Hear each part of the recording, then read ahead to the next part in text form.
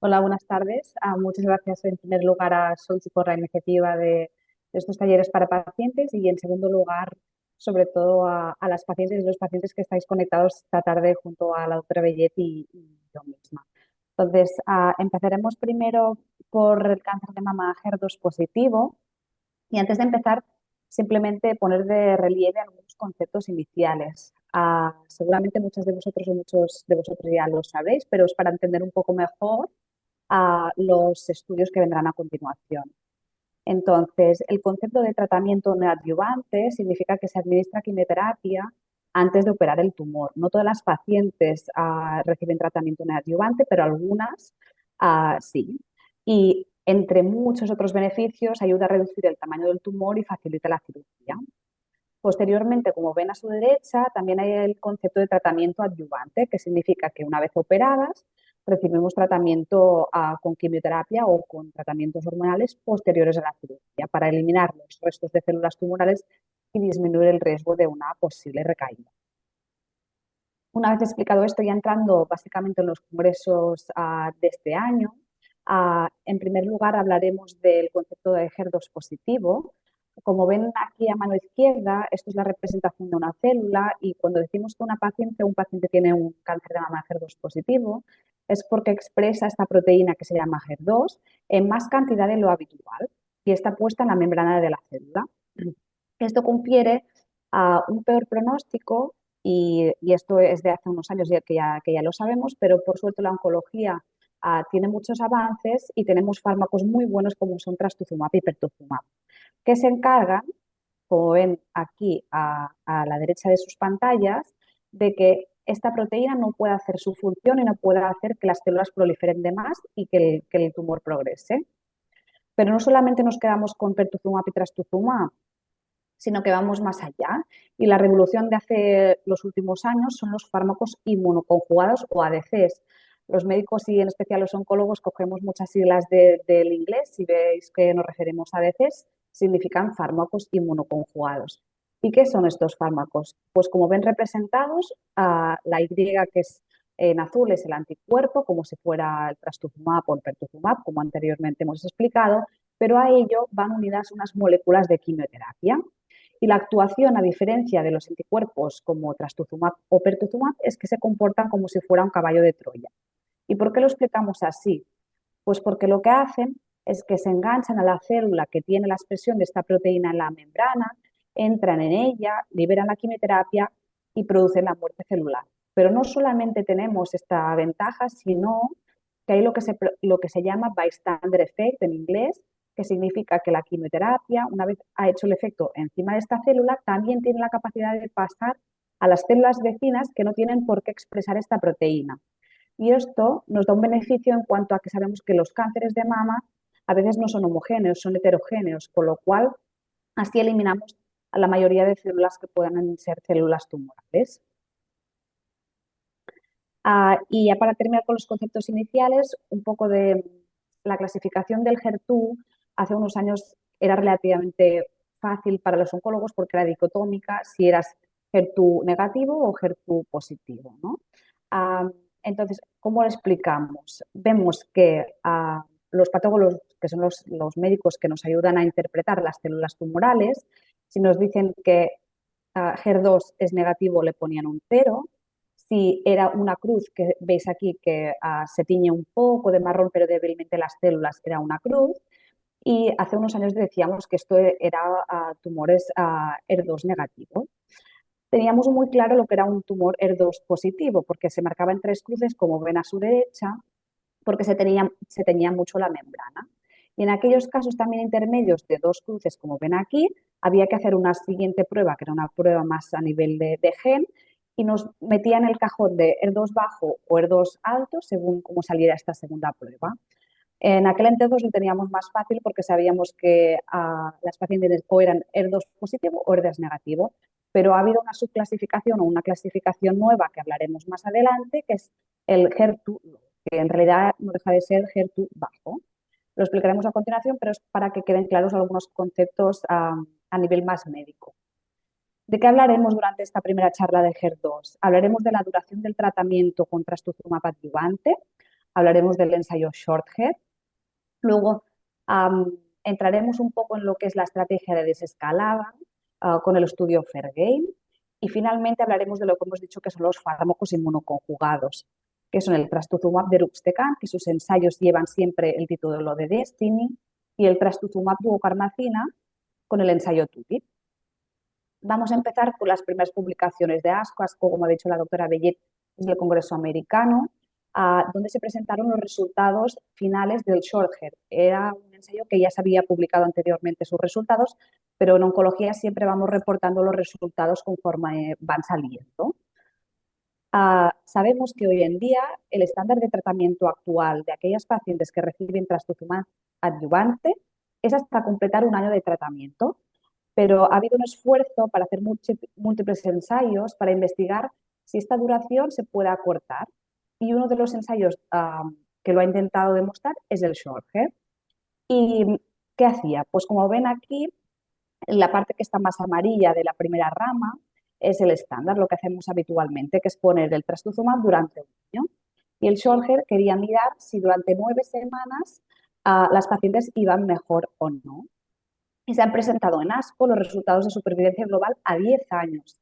Y se ha visto que no se consigue el objetivo del ensayo, con lo cual no hay un cambio en la práctica clínica diaria y continuamos administrando el trastuzumab durante un año. En cuanto al estudio Fairgain, es un estudio muy interesante, de momento es un estudio exploratorio en fase 2.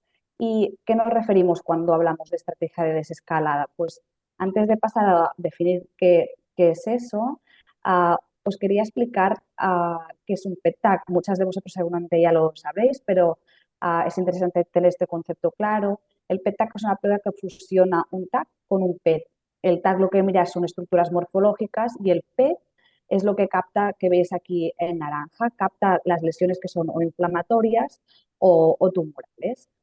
¿Y por qué es interesante este estudio? Pues como veis aquí, no es un estudio fácil de interpretar, pero son pacientes que tenían tumores HER2 positivas, donde no solamente se analizaba qué respuesta hacían a la quimioterapia previa a la cirugía, sino también qué respuesta hacían con el PET. Y esto es muy novedoso. ¿Y qué queríamos mirar o qué querían mirar los investigadores? Pues los objetivos eran desescalar el tratamiento. Cuando decimos desescalar significa disminuir la administración de quimio, disminuir la duración o la dosis y así pues disminuir las toxicidades. En cuanto a la respuesta patológica completa, es la definición de que no hay evidencia de enfermedad ni en la mama o en la axila posterior a la quimio previa a la cirugía.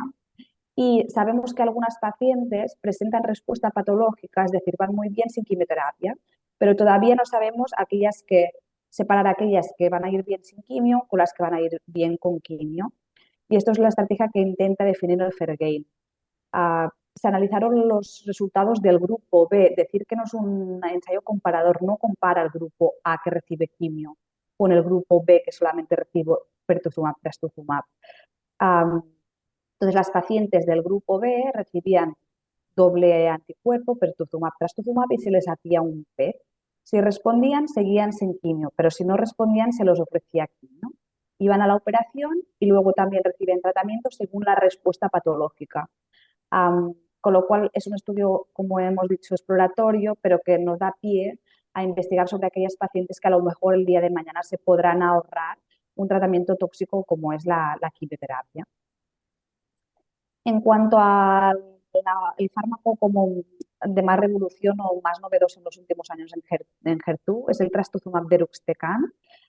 Se presentaron en ESMO un análisis conjunto de 3 ensayos, de 3 estudios, el 01, el 02 y el 03, pero para poder entender este estudio conjunto vamos a hacer una breve pincelada sobre el ensayo o el estudio Destiny Breast 03. ¿En qué consistía? Eran pacientes metastásicas, HER2 positivas, que habían recibido una primera línea con taxano y trastuzumab, y se randomizaban, se aleatorizaba, se sorteaba, por decirlo de alguna forma más llana, a recibir trastuzumab deruxtecan, que era el fármaco experimental, frente a TDM1, que es lo que dábamos habitualmente, y se miraba la supervivencia libre de progresión. Como veréis, Y como hemos ido explicando anteriormente, los oncólogos y los estudios oncológicos, muchas veces la gráfica ¿no? que vemos es esta gráfica que veis dos curvas, son gráficas que se llaman de Kaplan-Meier, donde veis en azul la rama experimental, el fármaco que se quiere investigar, frente a la raya que está de color gris, que es el fármaco que ya sabemos que estamos utilizando. Cuando hay mucha separación de curvas, significa que hay un beneficio muy relevante del fármaco nuevo. Y como veis aquí, y esto está en meses, pues con el TDM1, que era el fármaco que utilizábamos, la mediana de progresión era de casi 7 meses, pero cuando les dábamos a las pacientes trastuzumab deruxtecan, fijaros qué cambio, ¿no?, en el número de casi 29 meses, con lo cual este estudio llevó a un cambio de práctica clínica habitual. Y eso hace que ahora en ER2, en segunda línea de pacientes metastásicas, pues estamos administrando actualmente trastuzumab deruxtecan, y esto es una muestra del avance en la oncología. Y os explicábamos esto un poco para reportar los datos del análisis conjunto de estos tres estudios. ¿Y qué intentaban los investigadores mirar con este análisis conjunto de estos tres estudios? Pues sobre todo las enfermas que tenían metástasis cerebrales. Es un subgrupo de pacientes que todavía hoy nos preocupa mucho porque son las células que migran a través de la sangre hasta el cerebro, y el cerebro es un órgano muy inteligente, es un órgano santuario que está muy protegido por la barrera hematoencefálica, que no deja de ser esta barrera que protege los vasos sanguíneos, el flujo sanguíneo, de lo que es el cerebro como tal. Entonces se sabe que algunos fármacos no penetran dentro de la sangre y no pueden llegar bien a las metástasis cerebrales. Y lo que se han hecho estos estudios es recoger a aquellas pacientes que tienen metástasis cerebrales, se ha presentado ahora, como hemos dicho, en ESMO, y desafortunadamente hasta ahora estas pacientes quedaban excluidas de los ensayos clínicos, era un criterio de exclusión, pero cambia el paradigma y por suerte ahora las podemos ir incluyendo en los ensayos de cáncer de mama, lo cual es un beneficio para el mundo oncológico y para las pacientes que sufren de esta enfermedad. Se evaluaron datos de supervivencia libre de progresión y tasas de respuesta global a nivel central, a nivel de cerebro, con unos datos muy buenos, por lo que ahora se llevará a cabo otro ensayo más específico para metástasis cerebrales. Y en cuanto, cambiando ya de tercio, hemos explicado al principio lo que era la evaluación de HER2, pero vamos a entrar un poco en el término de HER2-low. Y cambiamos, veis que también es el mismo fármaco, trastuzumab deruxtecan, pero ahora el estudio se llama DESTINY-Breast04. ¿Y qué querían investigar? Pues si en las pacientes que tenían HER2-low, esta expresión baja, a pesar de ser baja, si las pacientes se beneficiaban de este fármaco. Ya sabíamos que el fármaco iba muy bien en pacientes que tenían mucha sobreexpresión de esta proteína, pero teníamos la duda de si en aquellas pacientes que expresaban menos esta proteína iba bien o no este fármaco. Y efectivamente, pues como ves, igualmente las curvas pues se separan, hay un beneficio, por lo tanto es una herramienta más, un fármaco más para estas pacientes HER2. Y finalmente, para ya acabar, en el cáncer de mama HER2 positivo, pues hay otro ADC, otro fármaco inmunoconjugado, que es el trastuzumab fluocornacina. El estudio se llama TULIP y son pacientes también metastásicas un poco más tratadas, donde se aleatorizaban a recibir este fármaco versus el tratamiento de quimio que eligiera el investigador, en este caso el oncólogo. Ya se presentaron sus resultados hace un par de años, donde sí vimos que había diferencias en supervivencia libre de progresión, y ahora en ESMO se han reportado los resultados finales de supervivencia global, que no han tenido diferencias estadísticamente significativas. Pasamos ya, dejamos atrás el HER2 y pasamos a triple negativo. También repasaremos algunos conceptos iniciales que creo que son interesantes. Sabemos que el triple negativo lo definimos no por aquello que tiene, sino por aquello que no tiene. No expresa receptor de estrógeno, no expresa receptor de progesterona, no expresa esta proteína HER2, con lo cual sabemos que es un tumor que es heterogéneo, ¿no? Tenemos que probablemente estudiar y avanzar más en este subtipo tumoral. Hasta hace poco teníamos solamente la quimioterapia como alternativa al tratamiento, pero actualmente ha habido nuevos fármacos como son la inmuno, los anticuerpos inmunoconjugados y los inhibidores de PARP. Hablaremos específicamente de la inmunoterapia, que es lo más relevante este año 2023. Como ven a su derecha, la célula tumoral es la que está en amarillo, y la célula que está en morado o en lila es la célula de las defensas. Cuando se unen estas dos proteínas que ven aquí, que se llaman PDL1 o PD1, la célula de defensa, dijéramos la policía, ¿no?, del cuerpo, es incapaz de matar a las células tumorales. En cambio, cuando ponemos fármacos que hacen que esta llave no se conecte, como veis aquí el triángulo rojo o la redonda amarilla, hace que luego la célula ah, inmunitaria sí pueda hacer su trabajo y poder inducir una muerte de una célula tumoral. Con lo cual, estos fármacos se dedican a desunir, ¿no?, estas dos proteínas para que la célula inmunitaria pueda hacer sus efectos. En realidad no es más que activar el sistema inmune y eliminar las células tumorales. ¿De qué hablaremos? Pues hablaremos básicamente de inmunoterapia, de pembrolizumab y atezolizumab, las combinaciones de fármacos y finalmente una breve pincelada de algo que me parece interesante también a nivel de un taller para pacientes. En primer lugar, en ESMO se publicaron los resultados del Keynote 522 con pembrolizumab. Era un estudio de pacientes con cáncer de mama triple negativo localizado o localmente avanzado y que se quería demostrar si con la quimioterapia que ya utilizamos actualmente, si añadiendo el pembrolizumab, las pacientes iban mejor o no. Hacían la tanda habitual de quimioterapia previa a la cirugía y posteriormente a la cirugía también se les ofrecía seguir con adyuvancia con pembrolizumab.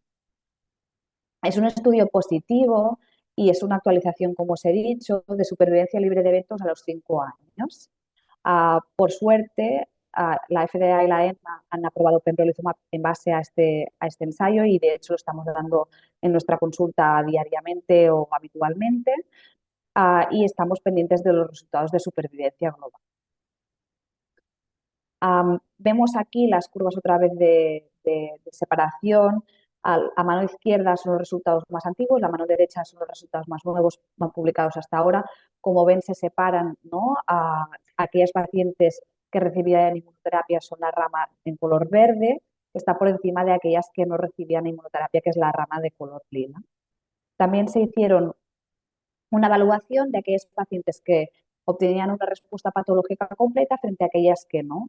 Y vemos que en ambos casos siempre da beneficio pembrolizumab, pero sobre todo en aquellas que no responden, que no obtienen una respuesta patológica completa, que son también las pacientes que a veces no nos preocupan un poco más en nuestra consulta. En cuanto a atezolizumab, que es otra molécula, el estudio Neotrip también parecido, a población de triple negativa de alto riesgo, pero en vez de combinar la quimio, en este caso un poco distinta, con pembrolizumab, pues aquí se intentaba investigar si atezolizumab daba algún beneficio. El esquema del estudio también es un poco distinto, ¿no? Con el Keynote dábamos toda la quimio previa y aquí se hace la cirugía y luego se administra más quimio. Es un estudio que de momento no ha demostrado estadísticamente significativa ninguna diferencia. Como veis aquí, las curvas se solapan, tanto con inmuno como sin inmuno, pero es relevante y creo que también es importante que los estudios en oncología no solamente sirven para probar fármacos, sino también para hacer investigaciones sobre factores predictores para poder saber aquellas pacientes que responderán frente a aquellas que no. Entonces se publicaron resultados también muy interesantes sobre factores predictores de respuesta a la inmunoterapia. En triple negativo, continuando, pues el Begona Trial. Es un ensayo muy precoz. Sabéis que hay distintas fases de los ensayos conforme van avanzando, ¿no? Pero lo que se quería mirar aquí eran distintos brazos. Está en verde más oscuro el brazo donde reportaron los resultados en ESMO. ¿Qué hace? Pues combina datopotamab deruxtecan con durvalumab, que es una inmunoterapia, en pacientes metastásicas. Como veis, hay una parte 1, que es de seguridad y tolerancia, y una parte 2, donde se publican también las tasas de respuesta global. Como es un ensayo precoz, de momento irán avanzando ¿no? con con la combinación de estos dos fármacos porque parece que de seguridad y tolerancia es aceptable y la tasa de respuesta global se acerca al 80%, con lo cual aquí estamos viendo que no solamente trabajamos con inmunoterapia, sino que se están investigando nuevas alternativas de combinaciones de fármacos. Y en ESMO-Breast, que es el congreso más específico en cáncer de mama a nivel europeo, se publicaron los resultados del Impassion 031 también con atezolizumab. Sabemos que atezolizumab da buenas respuestas patológicas completas, como ven aquí, frente a las pacientes que no lo reciben, casi un 18% más. Y aquí también, ¿no?, pacientes con enfermedad temprana triple negativa, se analiza qué papel tiene atezolizumab. Sabemos que en adyuvancia no hace falta pedir esta molécula, pues decía PDL1, a diferencia del cáncer de mama triple negativo metastásico, y se presentaron los análisis finales de supervivencia libre de evento, supervivencia libre de enfermedad, supervivencia global con atezolizumab. No hubo diferencias estadísticamente significativas, pero sí numéricamente significativas. Y lo que os mencionaba anteriormente, pues más allá de los fármacos, ¿no? Sabemos que no todo es cantidad, que también de vida, sino calidad de vida. En ESMO se presentaron, hay un apartado de calidad de vida, ¿no?, pero he querido recalcar tres estudios que me han parecido interesantes. El primero es el DISCO, donde las pacientes se les promovía actividad física con una aplicación por el móvil y aparte un soporte, ¿no?, por parte de personal entrenado, que se comparaba con aquellas que no tenían ni aplicación y hacían las recomendaciones generales que damos en las consultas. Luego el estudio IMPACT, que es para ver la adherencia y el manejo de las pacientes con una técnica de coaching específica. Y finalmente, pues el impacto del índice de masa corporal, que sabemos que tiene un impacto pronóstico, sobre todo en supervivencia en cáncer de mama, pues también se presentaron resultados de dos estudios.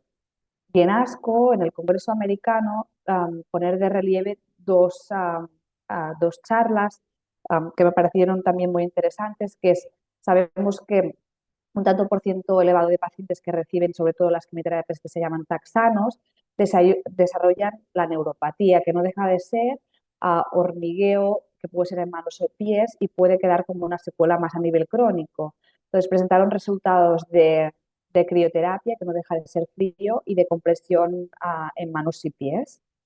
Y finalmente también la alopecia. Sabemos que la alopecia es un gran impacto, ¿no?, en la mayoría de pacientes y también se presentaron resultados del scalp cooling, que es enfriar, ¿no?, el cuero cabelludo con una máquina. Y también, bueno, a poner de relieve esta parte, ¿no?, que no todo es medicamento, no todo es fármaco, sino que hay toda una parte de apoyo a las pacientes que también es interesante y que también se presentan en nuestros congresos. Y hasta aquí, muchas gracias.